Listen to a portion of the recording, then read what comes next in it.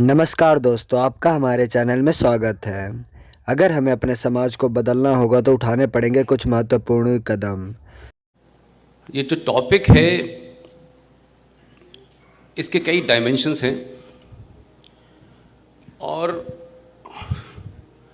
जिनको हम ये मानते हैं कि ये इंटरनल मामला है, उसके फॉरेन भी डायमेंशंस बहुत हैं। मेरे तारुफ में बहुत सारी बातें बताई गई। मेरे इंट्रोडक्शन में मैं कहाँ तक पढ़ा हूँ, कहाँ तक लिखा हूँ, लेकिन जिस कारण से मैं आपके बीच में खड़ा हूँ या जिस कारण से इस मुल्क के लोग मुझे शायद ज़्यादा तवज्जो दे रहे हैं, उसकी बड़ी वजह मैं ये मानता हूँ कि मेरी पैदाइश, मेरी तालीम और मेरी तरबियत, ये तीनों चीज़ें अलीगढ़ मुस्लिम विश्वविद्यालय में हुई हैं। और शायद यही एक वजह है कि जिन सब्जेक्ट के ऊपर लार्जली ये देश बात करने से कतराता है, अवॉइड करता है, अपोलोजिस्टिक फील करता है, और जिस सब्जेक्ट्स की वजह से पूरी दुनिया में जो कुछ हो रहा है उसको बहुत बहादुरी के साथ कन्फ्रंटेड नहीं करना चाहता। बहुत सारी चुनौतियां हैं जो आप लोग शायद जानते भी होंगे, लेकिन जिन चुनौतियों को मैं चुनौती मानता हूं उसकी एक बड़ी वजह यह है कि एन एवरेज हिंदुस्तानी मानता है कि भारत के लिए पाकिस्तान एक बड़ी चुनौती है, बांग्लादेश एक बड़ी चुनौती है। पता नहीं क्यों मेरा 12-13 साल का उस मुल्क के साथ से राब्ता जो रहा और वो जो मुल्क बना, उसका जो आइडिया ऑफ पाकिस्तान था, ये महज इत्तफाक है कि मैं उसी जगह पैदा भी हुआ।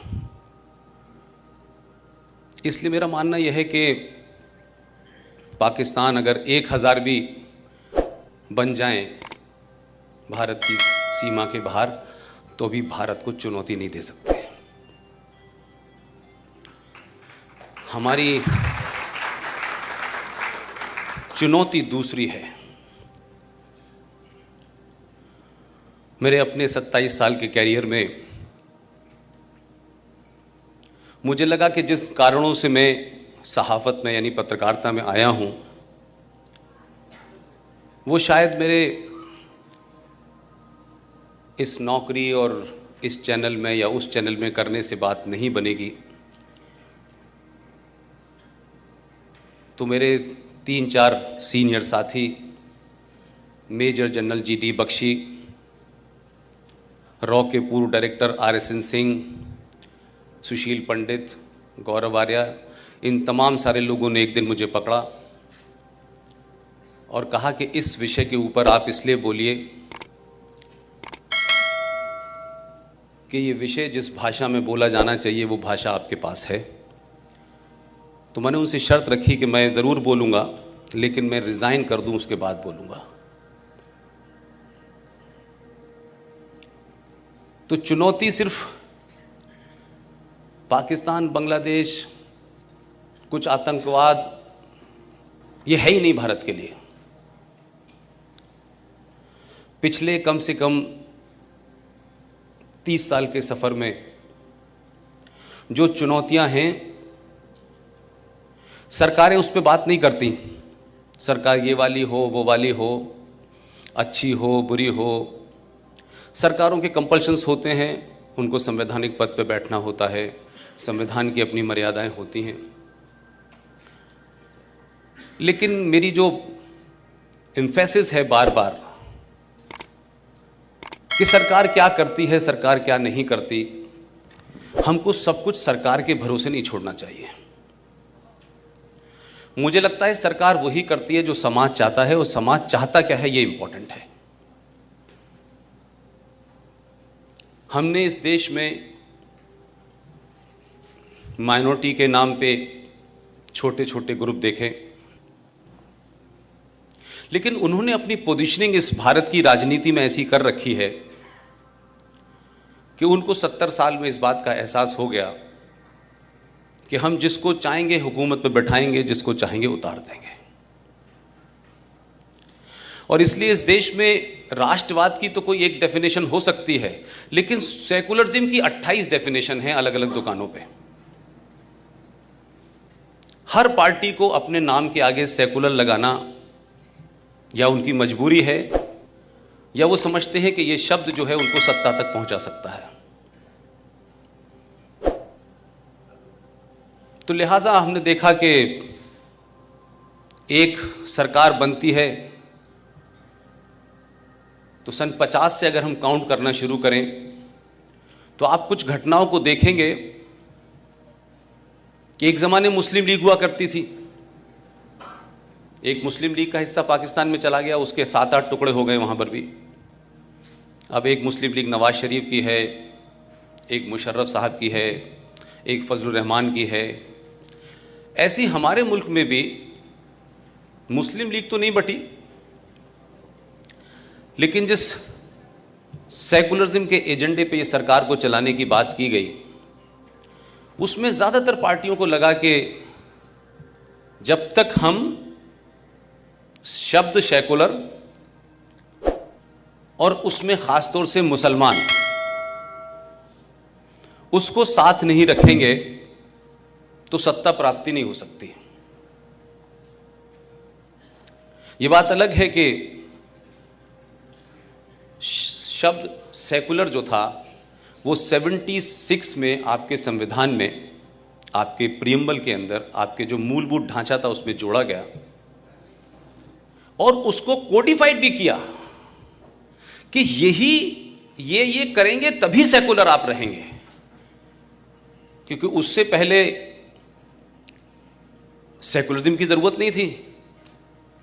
तो 76 के बाद का आप अध्ययन करें और इस देश में कम्युनल वायलेंस देखें अगर, तो जिस दिन से ये इस शब्द का क्वाइन करके आपने संविधान में डाला और फिर उसको कोडिफाई किया कि सेकुलरिज्म का मतलब है कि आप अपने इतिहास को, आप अपनी संस्कृति को जितनी हीन भावना से देखेंगे उतने ही बड़े सेकुलर होंगे आप राष्ट्रवाद की बात करेंगे तो आप कम्युनल होंगे, आप हिंदुओं की बात करेंगे तो आप कम्युनल होंगे। तो इस तरीके का नैरेटिव एक क्रिएट इस समाज में कर दिया गया कि लोगों को लगा कि हिंदुत्व की बात करना, राष्ट्रवाद की बात करना ये बड़ा जोखिम का काम है। तो उसके हिसाब से बड़े बड़े संगठनों पे बैन भी लगाए गए जो हिंदुत्व की बात करते थे। तो आप देखें जैसी मुस्लिम लीग दिल्ली से बाहर होती चली गई धीरे धीरे और जो केरला में जाके सिमट गई, उसके बाद 1973 में बाकायदा उस वक्त की हुकूमत ने मिलकर के एक नई दुकान शुरू करवाई और उस दुकान का नाम था all India Muslim personal law board. क्योंकि मुसलमानों की जब तक कोई दुकान दिल्ली में नहीं होगी तो सेकुलरिज्म बिकेगा कैसे। अब वो all India Muslim personal law board एक अभी अभी इस देश के ज़्यादातर लोगों को पता चला कि वो कोई एनजीओ है। उससे पहले कुछ ऐसा इंप्रेशन था कि all India Muslim personal law board जो है वो कुरान शरीफ का हिस्सा है। तो बड़ा समझाया लोगों को कि कुरान शरीफ का इससे कोई मतलब नहीं, एक एनजीओ है। और जो इंदिरा गांधी को ज़रूरत थी उस वक्त, इसलिए खुलवाई गई, उनकी सहमति से खुली। और जो काम मुस्लिम लीग करा करती थी एज ए पॉलिटिकल पार्टी, वो उसने ले लिया। अब जब वो कमज़ोर पड़ने लगे तो सेकुलरिज्म का मतलब आखिर में ये हो गया कि उत्तर प्रदेश में 2012 में एक पार्टी ने अपना मैनिफेस्टो जारी किया और अपने मैनिफेस्टो में ओपनली 2012 में उसने लिखा कि अगर हम हुकूमत में आए तो जितने भी मुसलमान आतंकवादी हमने पकड़े हुए हैं, जेलों में हैं, हम उनको छोड़ देंगे। उसके बाद भी बात नहीं बनी। तो बाद में फिर मुसलमानों की कुछ तो उनके अपने कर्म और कुछ कांग्रेस का उनके ऊपर कर्म ऐसा रहा कि उनकी रेलेवेंस धीरे धीरे कम होने लगी। तो एक नया वर्ड कॉइन किया गया, पूरी सोच समझ के, बड़ी रणनीति के साथ, और उस शब्द का नाम था हिंदू टेरर। और इस हिंदू टेरर की थ्योरी को पड़ोसी मुल्क ने भी मदद की उनकी, क्योंकि वक्तन वक्तन वो मदद करता रहता है उनकी, और यहाँ से मदद लेने जाते रहते हैं लोग। कभी कभी गलत वक्त पे मदद कर देता है इनकी। तो अब हिंदू टेरर के बाद ये समझ नहीं आया कि भाई अब नेक्स्ट क्या करें। तो हिंदू टेरर को कुछ लोगों ने सीरियस नहीं लिया, लेकिन इस देश के 31% लोगों ने इतना सीरियस ले लिया कि 2014 में गलत बटन दबा दिया।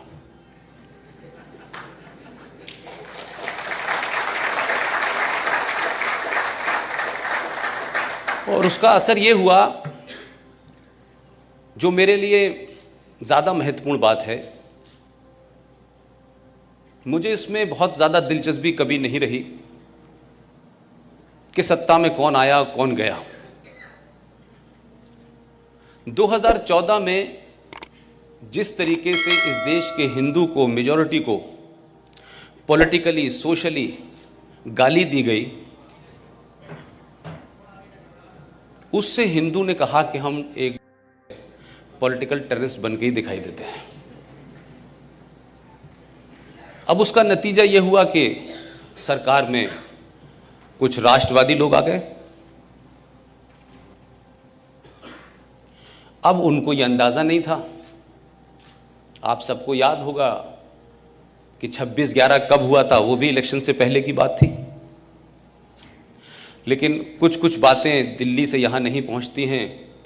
जिस वक्त दिल्ली में, बॉम्बे के अंदर 26/11 हो रहा था, उस वक्त के पाकिस्तान के फॉरेन मिनिस्टर उस रात दिल्ली में मौजूद थे, जो इस वक्त भी पाकिस्तान के फॉरेन मिनिस्टर हैं। तो जब आप भारत से पाकिस्तान को देखते हैं तो आपको यहाँ के अखबार, अल्लाह उनको थोड़ी अकल दे, इतना बड़ा के लिखते हैं, लगता है कि पाकिस्तान कोई बहुत बड़ी ताकत है।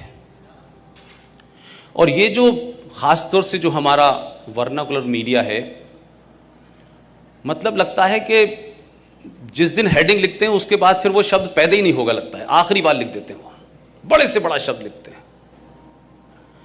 और उसकी वजह से आपने भारत के जनमानस के ऊपर एक साइकोलॉजिकल डर पैदा कर दिया है उस देश के बारे में, जो देश अपने आप से डरा हुआ है। जो बची कसर है वो हमारे मुल्क में कई मुसलमानों की दुकानें हैं, कोई 30-40, उसमें भी बड़े बड़े लोग हैं, आजिल फाजिल, वो भी आपको डराते हैं। लेकिन 2014 में आप कौन सरकार आई या नहीं आई, उससे ज़्यादा महत्वपूर्ण जो बदलाव मेरे लिए है कि पहली बार मैं इस देश में 4 या 5 लोकसभा इलेक्शन कवर करने के बाद मैं देखता हूं कि जो राष्ट्रवादी ताकतें थीं, उनको अपने हिंदू होने पे जो अपोलोजिस्टिक थे वो समाप्त हो गया है।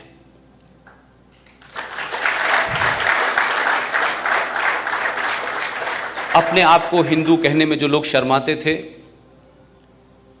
अपने आप को राष्ट्रवादी कहने से बचते थे, अपने आप को हमेशा पॉलिटिकली करेक्ट रहना चाहते थे, उनकी गिनती डे बाय डे कम होती जा रही है।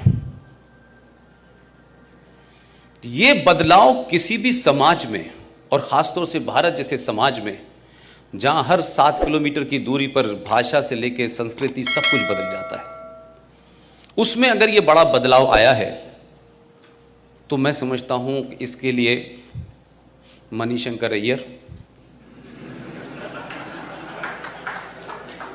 दिग्विजय सिंह, चिदम्बरम साहब से लेकर के इन सब लोगों को इतनी दुआ दीजिए कि इनकी उम्र लंबी हो जाए।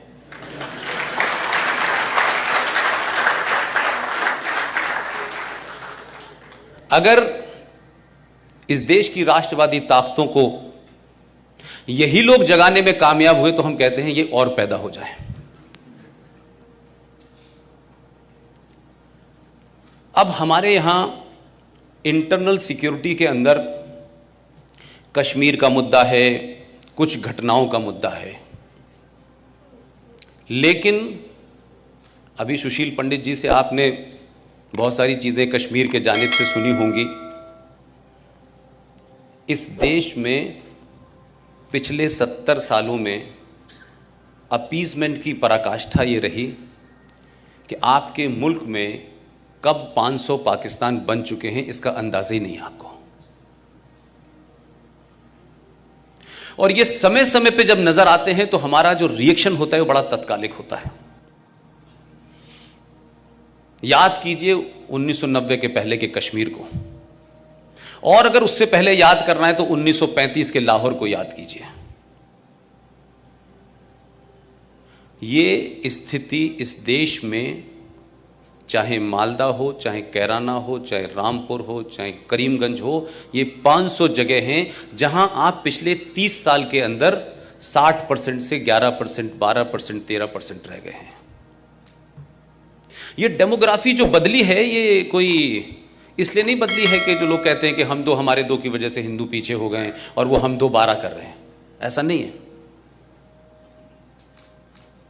ऐसा इसलिए है कि हम बहुत ज्यादा सेल्फिश हो गए हैं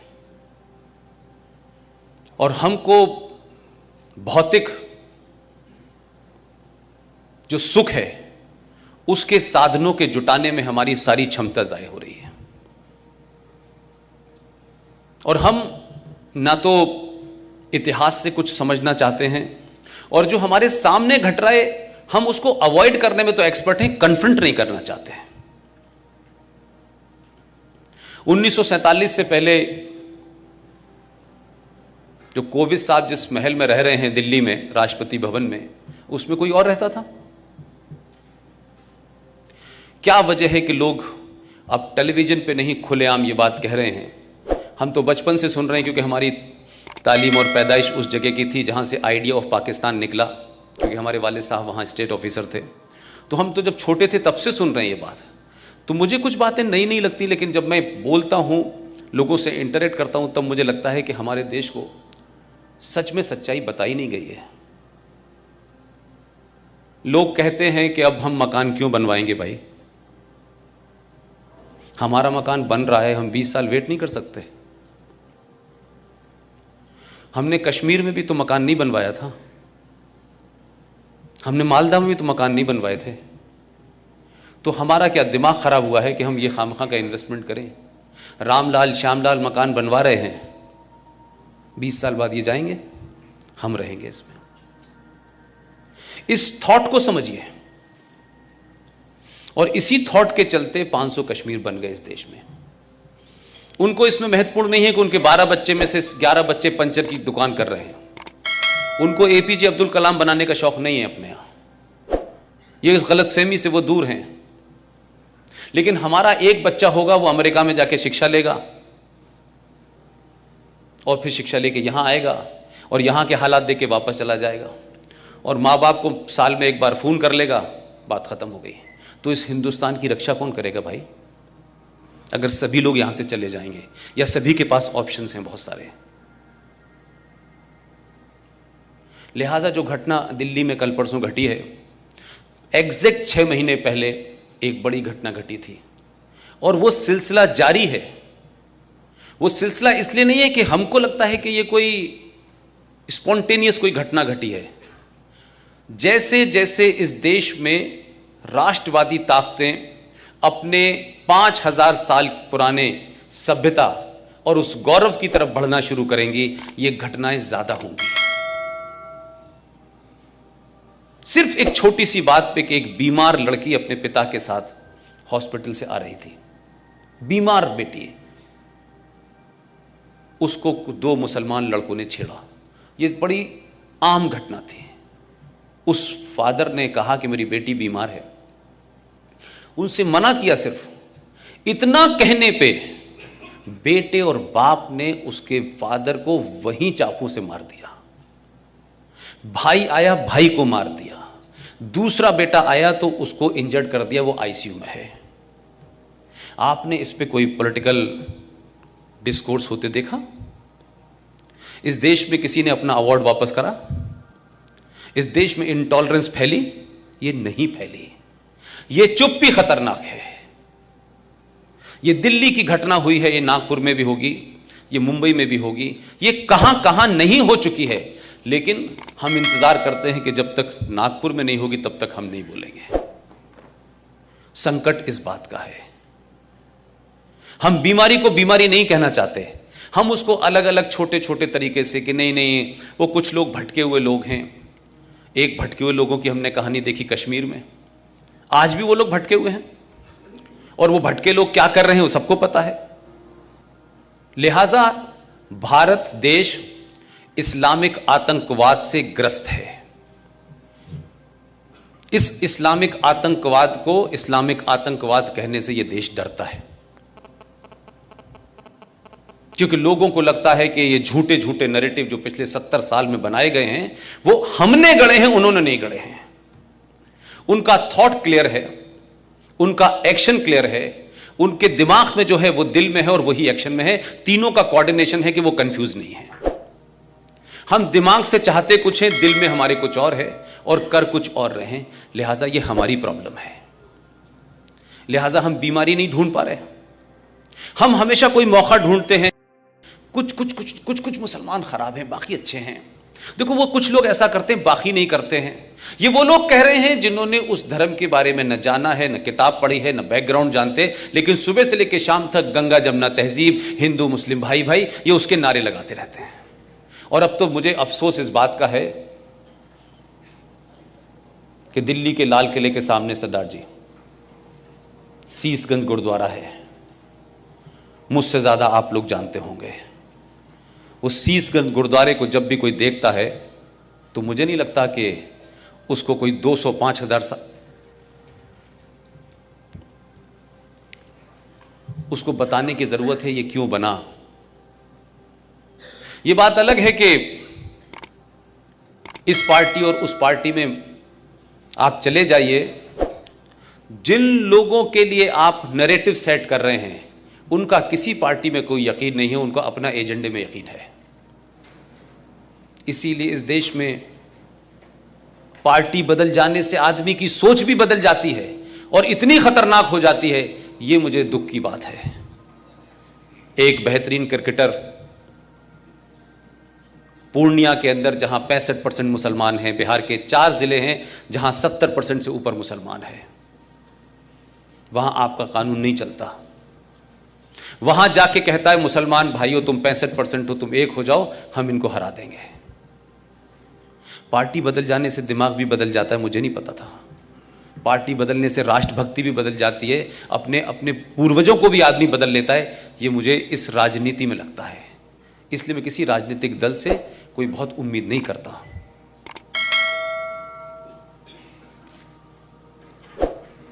लिहाजा जिन लोगों ने कुरान मजीद नहीं पढ़ा है, जो कुरान मजीद के बारे में नहीं जानते हैं और कुरान के ऊपर पूरा दावे से कहते हैं कि Quran Islam is a religion of peace, मेरी उनसे दरख्वास्त है जो मैं लगातार बार बार कह रहा हूं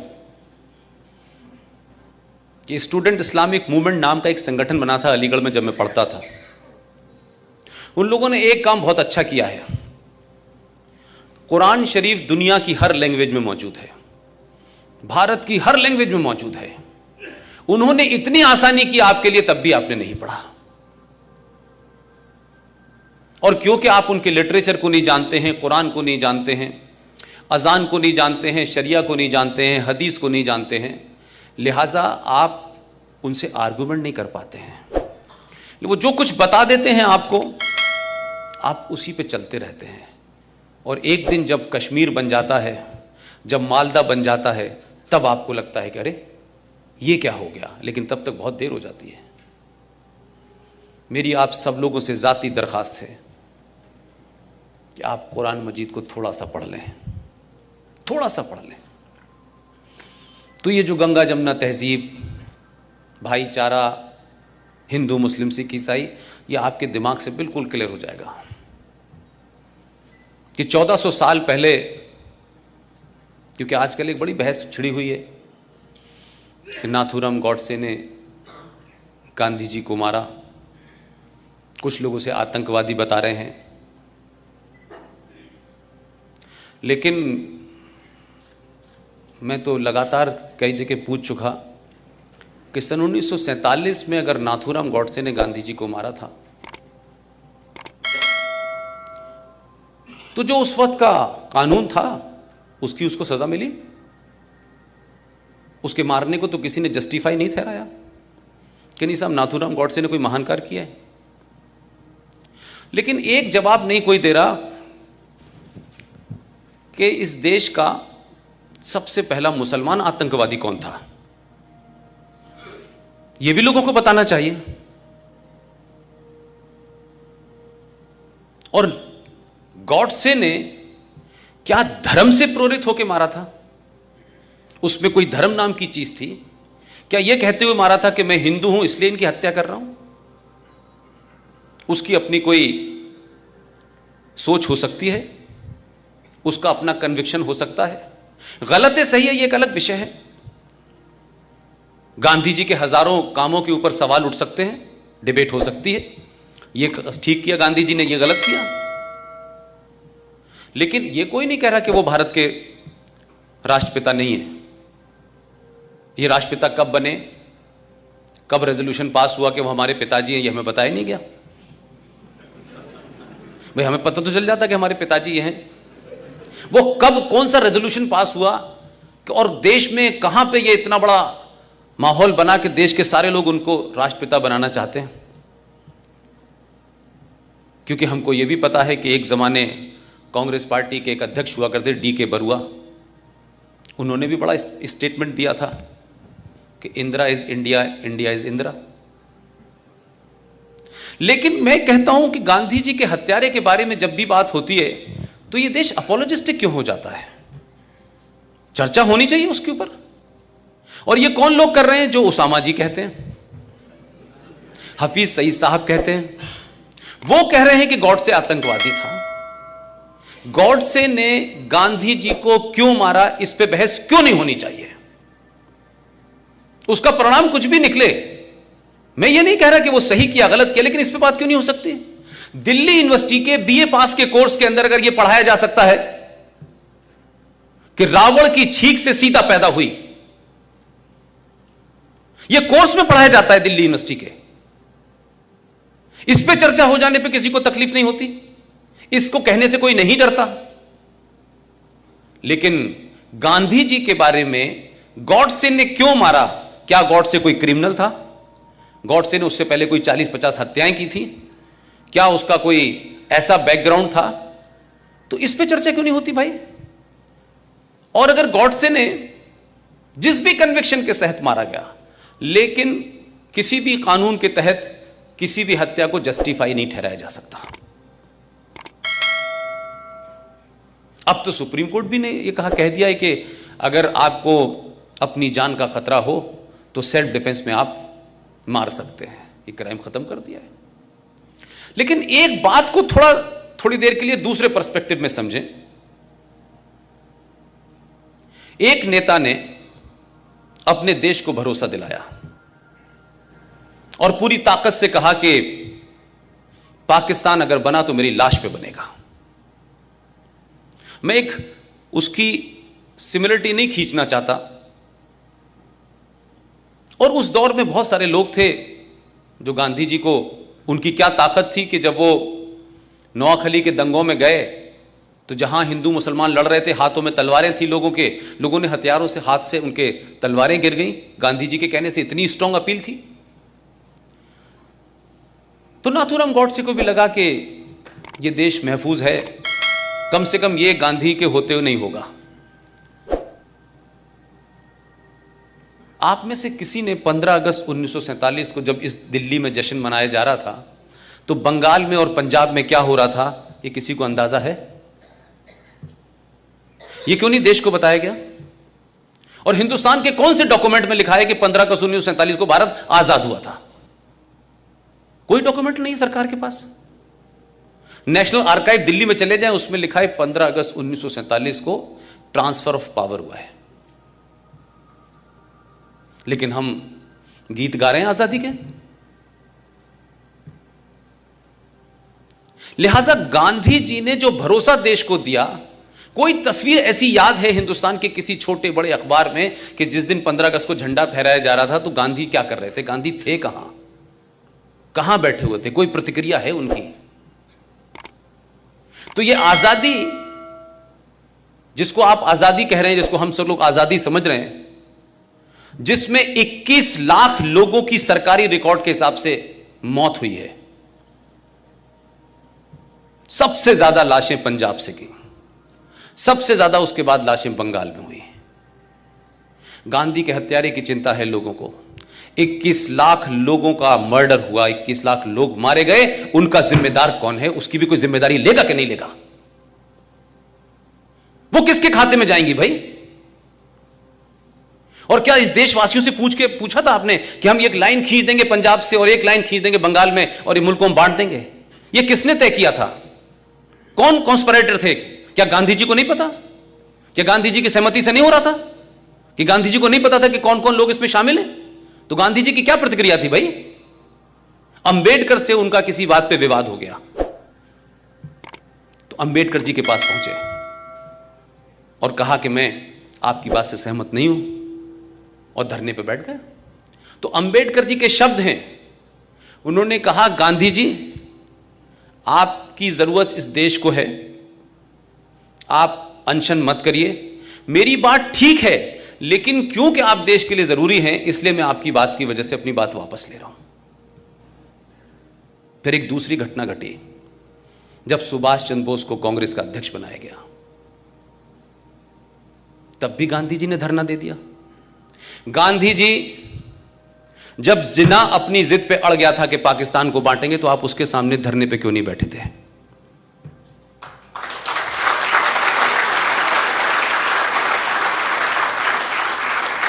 आप धरना देते, कुछ भी करते, ये देश नहीं बंटने देते ना। मैंने कोई एपिसोड नहीं देखा गांधी जी ने जिन्ना से बात की हो कि देश मत बांटो। तो जो आपने रवैया अंबेडकर के साथ किया, सुभाष के साथ किया, वो जिन्ना के सामने क्यों नहीं किया आपने? आप ऐसे अमरण अनशन पे क्यों नहीं बैठे कि नेहरू के ऊपर भी दबाव बन जाता? आपने तो उस कॉन्स्पिरेसी में शामिल हुए आप कि जिस जवाहरलाल नेहरू को 14 में से एक भी वोट नहीं मिला था, फिर भी आपने अपने हाई मॉरल ग्राउंड को स्टार्ट किया और कहा पटेल से, क्या कहते कि नेहरू की हार मेरी हार है, और पटेल जी ने कुर्सी छोड़ दी। तो पहली ईवीएम हैकिंग तो आपने तब कर ली थी और ओपनली किया आपने।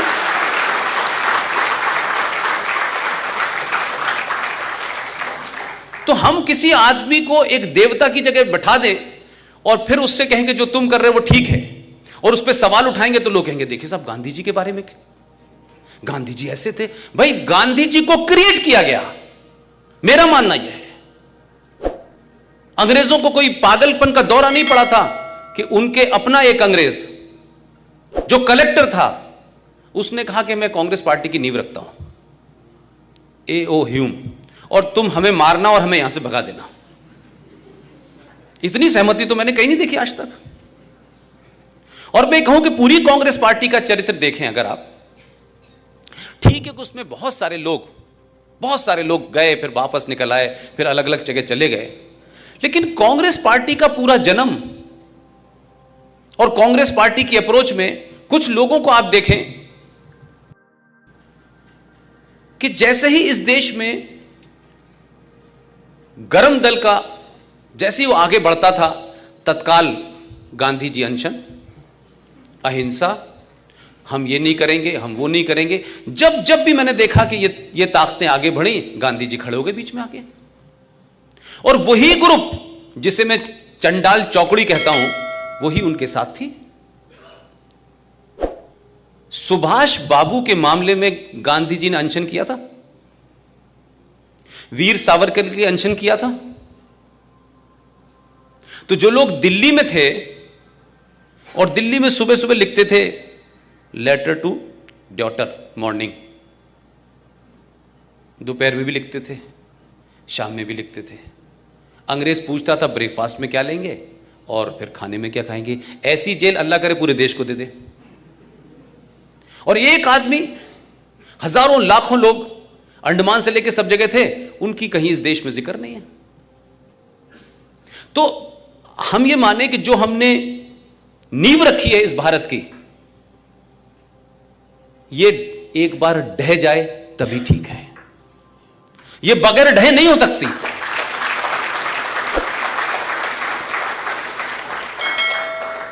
हमने ये देश इसलिए आजाद नहीं कराया था कि नेहरू जी प्रधानमंत्री बन जाएं 16 साल, और उनकी ताजपोशी जब मुमकिन होती है जब इस देश के एक आदमी को, आज के रिकॉर्ड में अगर कहूं तो 1945 में उस आदमी को अंग्रेजों से मिलकर नहीं हटाया गया। क्या सुभाष चंद्र बोस 1945 में गायब हुए, उसमें नेहरू जी के अलावा दूसरी फोर्सेस नहीं थी?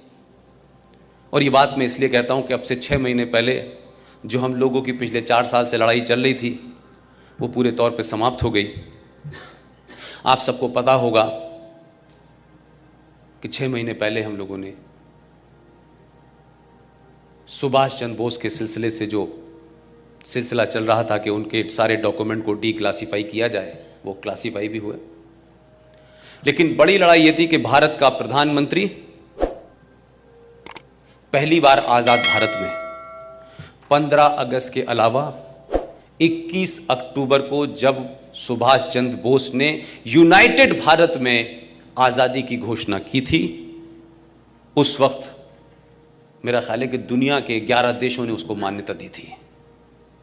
ये डर कांग्रेस के लोगों को लगा कि हम तो ट्रांसफर ऑफ पावर में बैठे हैं कि हमारा नंबर आने वाला है, ये बीच में कहां से आ जाएगा।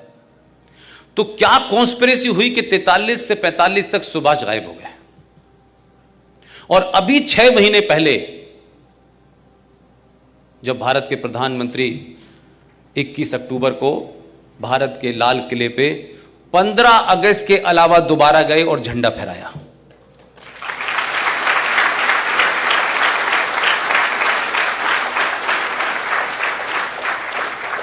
नरेटिव को बदलने में समय लगेगा। अगर यह भारत आज बन रहा होता तो आपकी लड़ाई बहुत मुश्किल नहीं होती। समस्या यह है कि हमारे घर में हमारे ही बच्चे, हमारी ही जनरेशन के लोग पिछले 70 साल से जो उनको इंजेक्ट किया गया है इतिहास के नाम पे, उनके अंदर से उसको हटा करके उसको गलत साबित करके जो सही बात है वहां तक पहुंचने में एक लंबा समय लगेगा। इसलिए ये लड़ाई ज्यादा लंबी है। इसलिए गांधी जी का नाम लेते ही कुछ लोग चिल्लाने लगते हैं। इसलिए जैसे ही वीर सावरकर का नाम आता है वो गद्दार था। आपने खुद ही नैरेटिव गढ़ दिया है कि वीर सावरकर ने गद्दारी की और चिट्ठी लिखी, लेकिन वही लोग देश के ये नहीं बताते कि 1980 में मैडम इंदिरा गांधी ने जो सावरकर के परिवार को चिट्ठी लिखी है, वो एक किताब है, उसमें पब्लिश हुई है। उसमें उन्होंने कहा है कि सावरकर भारत की धरती का वो सपूत है जिसने भारत की आजादी में बहुत बड़ा रोल प्ले किया है। उसके वारिस कह रहे हैं, उसके परिवार के लोग कह रहे हैं, और उसकी पार्टी ये कह रही है कि सावरकर ने तो माफी मांगी थी। अब एक नैरेटिव बन गया है तो उस नैरेटिव को हटाने में समय लग रहा है। ऐसे ही सुभाष बाबू के बारे में 6 महीने पहले हमको एक आखिरी कामयाबी, क्योंकि वो प्रोजेक्ट अब हमारा बंद हो गया, इसी प्रधानमंत्री ने, मैं आपको इसलिए घटना बता रहा हूं कि जब प्रधानमंत्री इस बात को रियलाइज कर सकता है, इतने बड़े पद पे बैठने के बाद वो जो बात कह रहा है उसको समझिए। जब हम ये सब कह रहे थे कि आप एक बार 21 अक्टूबर को आप लाल किले पे जाएं, आज़ाद भारत के, यूनाइटेड भारत के पहले प्रधानमंत्री की जो इच्छा थी, जिसे आप भी मानते हैं, उसे पूरा करें, वो गए। उन्होंने जब जा रहे थे उससे 1 घंटा पहले एक ट्वीट आया था उनका, और उस ट्वीट में उन्होंने लिखा कि मैं जा तो रहा हूं झंडा फहराने, लेकिन लोग मेरे बाल नोच लेंगे।